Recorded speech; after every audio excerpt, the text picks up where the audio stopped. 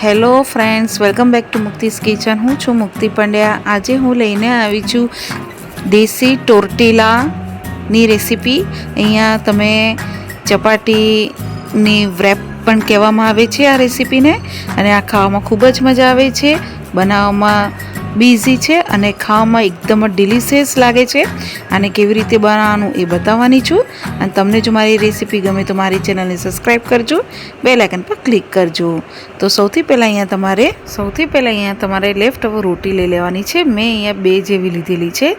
એને હું આવી રીતે કાતરની મદદથી અડધી તમારે કાપા કરી દેવાના છે. આ રીતે ફૂલ કાપા તમારે અહીંયા નથી કરવાના, આવી રીતે 3 કાપા તમારે કરવાના રહેશે.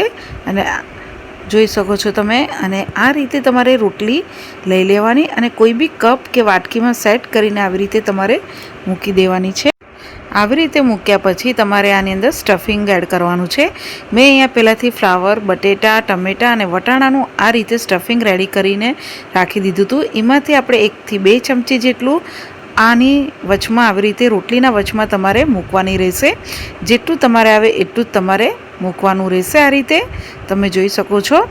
હવે આના ઉપરથી આપણે થોડુંક ચીઝ એડ કરીશું. અહીંયા તમે મોઝરેલા ચીઝ લઈ શકો છો, તમને જે ભાવે તમે ચીઝ અહીંયા લઈ શકો છો. ચીઝ એડ કર્યા પછી તમારે આના ઉપર થોડા ચીલી ફ્લેક્સ અને થોડા ઓરેગાનો એડ કરી દેવાનું છે. અહીંયા તમે તમારા મનપસંદના કોઈ બી વેજીટેબલ અહીંયા એડ કરી શકો છો. પછી 1 થી 2 ચમચી જેટલું અહીંયા ટમેટો કેચઅપ તમે એડ કરી શકો છો. હવે આપણે આને આ રીતે તમારે આખું સીલ કરી દેવાનું રહેશે. તમે જોઈ શકો છો, જરાય ઉપરથી ખુલ્લું ના રહેવું જોઈએ. અને આપણે ટૂથપિન હોય છે એના મદદથી તમારે આવી રીતે સીલ કરી દેવાની. એવી રીતે બીજું બી આપણે બરાબર જ પેક કરીને આવી રીતે તમારે સીલ કરી દેવાનું રહેશે. તમે જોઈ શકો છો, એને બી આપણે ટૂથપિન જોડે આપણે સીલ કરી દઈશું, જેથી એ ખુલે નહીં. તમે જોઈ શકો છો, આ રીતે સીલ કરી દેવાનું. હવે આ બંને કપને આપણે માઇક્રોવેવ ઓવનમાં 2 મિનિટ માટે બેક કરી દઈશું. તો આને મૂકી દઈએ. હવે આપણે 2 મિનિટ જેવું થઈ જાય એટલે આપણે ઓવનમાંથી બહાર કાઢી દઈશું અને એમાંથી રોટલીમાંથી આપણે આ ટૂથપિનને બી કાઢી દઈશું. આવી રીતે બંને કપમાંથી તમારે ટૂથપિનને કાઢી દેવાનું છે. તમે જોઈ શકો છો કે બેક કરતા ટાઈમે આપણું જરા બી ખુલ્યું નથી. એવી રીતે તમારે બેક કરવાનું રહેશે. હવે આપણે ઉપરથી થોડી ચીઝ એડ કરીશું. જેમ મેં પહેલાં બી કીધું કે તમે અહીંયા કોઈ બી તમારી મનપસંદની ચીઝ અહીંયા એડ કરી શકો છો. તમારી પાસે જો માઇક્રોવેવ ઓવન ના હોય તો તમે આ પ્રોસેસ કઢાઈમાં બી કરી શકો છો. પછી આના ઉપર આપણે થોડા ઓરેગાનો એડ કરીશું અને થોડાક ચીલી ફ્લેક્સ એડ કરીશું.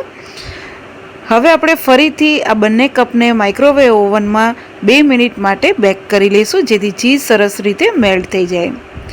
2 મિનિટ જેવું થઈ ગયું છે. કપને બહાર કાઢી દઈશું. તમે જોઈ શકો છો, ચીઝ સરસ એવી મેલ્ટ થઈ ગઈ છે.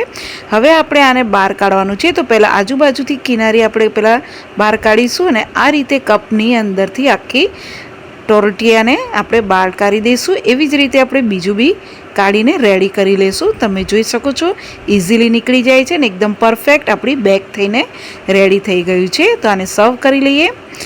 તો અહીંયા આપણું દેશી ટોર્ટિયા એકદમ જ સર્વ કરીને રેડી છે. ઉપરથી આપણે થોડુંક ચીઝ સ્પ્રિંકલ કરીશું. આ રીતે તમે એકવારથી જરૂરથી બનાવજો, બાળકોને તો ખૂબ જ ભાવે છે. જે રીતે મેં અહીંયા સ્ટફિંગ એડ કરી છે, અહીંયા તમે તમારા મનપસંદના કોઈ બી સ્ટફિંગ તમે એડ કરી શકો છો. અને લેફ્ટ ઓવર રોટીમાંથી બી આ ઇઝીલી એન્ડ ટેસ્ટી બનીને રેડી થાય છે.